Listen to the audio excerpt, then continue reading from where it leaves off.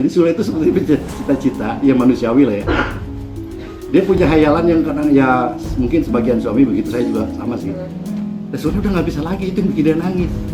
Harapan dia itu Natali, gitu loh.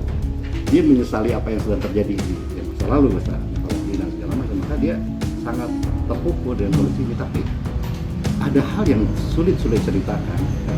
Walaupun diceritakan ke saya, tapi saya juga tidak berani menceritakan hal-hal tertentu yang antara konflik mereka yang sifatnya terlalu. Akhirnya Sule menyesal soal sikapnya dalam permasalahan Natalie Holsker dan Putri Delina. Sule kini sadar bahwa hanya Natalie Holsker, sang istri tercinta, yang akan menemaninya di masa tua.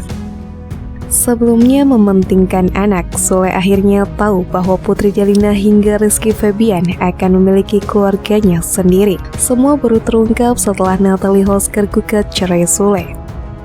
Sebelumnya Sule disebutkan tidak bisa menjadi penengah antara masalah Natalie Holsker dan Putri Delina atau Putdel. Natalie Holsker diduga sakit hati atas sikap Sule yang tidak tegas hingga kini memilih untuk berpisah. Setelah rumah tangganya berada di ujung tanduk, Sule dirundung penyesalan. Sule bahkan menangis mencurahkan isi hatinya. Prahara rumah tangga Sule dan Natalie Holsker hingga kini masih berlanjut. Bahtera rumah tangga yang telah dibina oleh keduanya terancam kandas di tengah jalan. Ikatan cinta antara Sule dan Natalie Holsker kini semakin di ujung tanduk. Hal ini karena Natalie telah melayangkan gugatan perceraian ke Pengadilan Agama Cikarang, Jawa Barat beberapa waktu lalu. Viralnya pemberitaan rumah tangga mereka berdua membuat ayah dari Rizky Febian ini angkat suara. Sule ingin agar berita perihal hubungan rumah tangga ia dan Natalie Holsker berhenti. Hal ini tentu bukan tanpa alasan. Sule meminta hal ini karena ia khawatir dengan kondisi dari anaknya dengan Natalie, yakni Azam.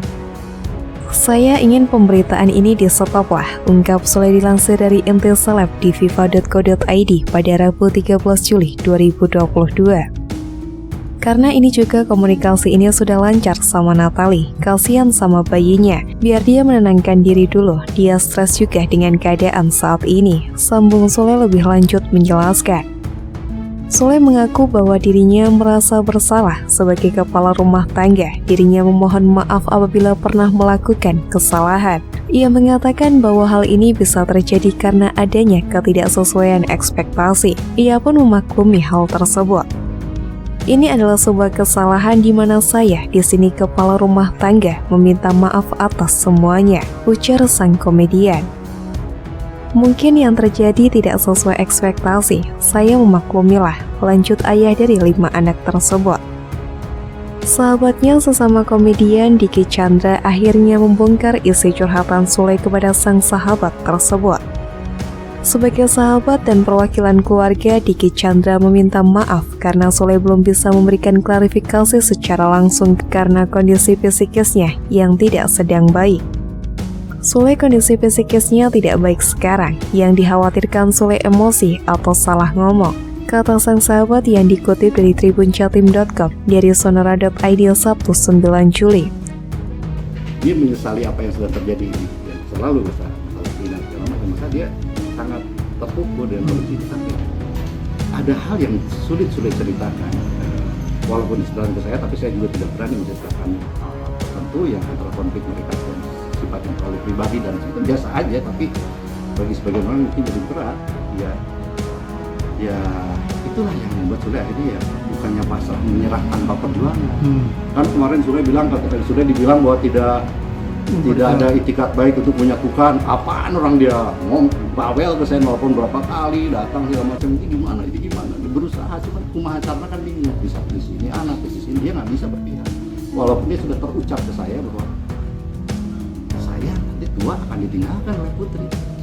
Kepadanya sambil bercucuran air mata, Sule menceritakan masalah rumah tangganya dengan Natalie Holsker. Sule juga mengungkapkan impiannya yang ingin hidup berdua hingga tua bersama Natalie Holsker. Sule curhat sampai nangis, itu yang paling menyedihkan beberapa hari lalu. Sule punya cita-cita hidup sampai tua bersama Natalie. Harapan dia itu Natalie. Dia menyesali apa yang sudah terjadi di masa lalu. Dia sangat terpukul, tutur Diki Chandra. Jadi Sule itu seperti cita-cita yang manusiawi lah ya. Dia punya hayalan yang kadang ya mungkin sebagian suami begitu, saya juga sama sih. Sule udah nggak bisa lagi, itu bikin dia nangis. Harapan dia itu sekali, gitu loh. Dia menyesali apa yang sudah terjadi gitu. Selalu kata karena dia sangat terpukul dengan kondisi ini. Tapi ada hal yang sulit ceritakan. Walaupun disebarkan ke saya, tapi saya juga tidak berani menceritakan hal tertentu yang antara konflik mereka yang sifatnya terlalu pribadi dan itu biasa aja, tapi bagi sebagian orang mungkin jadi berat. Ya itulah yang membuat Sule akhirnya ya bukannya pasrah menyerah tanpa perjuangan. Tangis Sule pun pecah saat mengingat Sule bakal tua seorang diri tanpa ada Natalie Hosker di sisinya. Sule curhat, saya nanti tua akan ditinggal Putri, Iki sama istrinya. Saya nanti tua sama siapa kecuali sama Natalie. Tutur Diki Chandra menceritakan Sule.